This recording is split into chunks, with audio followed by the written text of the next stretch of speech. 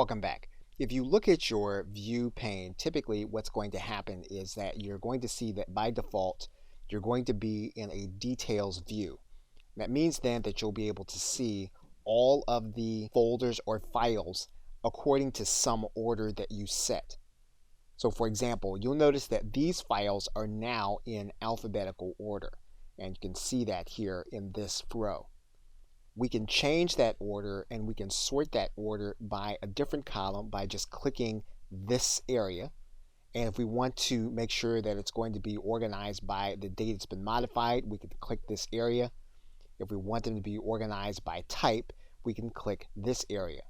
Now we can change the way that we view these folders in this layout area. And we can do that by either making all of the folders into large icons.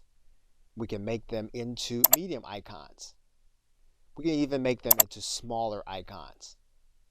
We can create a list, or we can create the details, and the details will give us different ways of organizing and determining what kind of information that we have.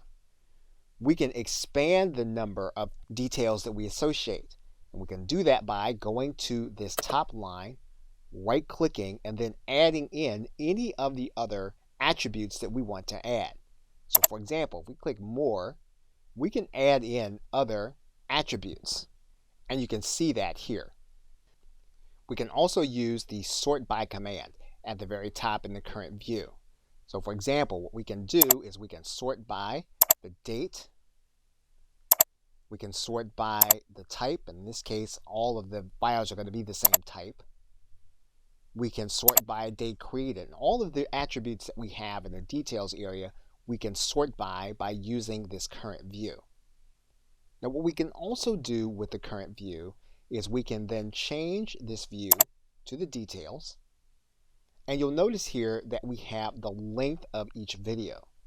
And this can be of particular help to us if we want to sort by the amount of time that it takes a video to complete. As you can see here, the order then changes.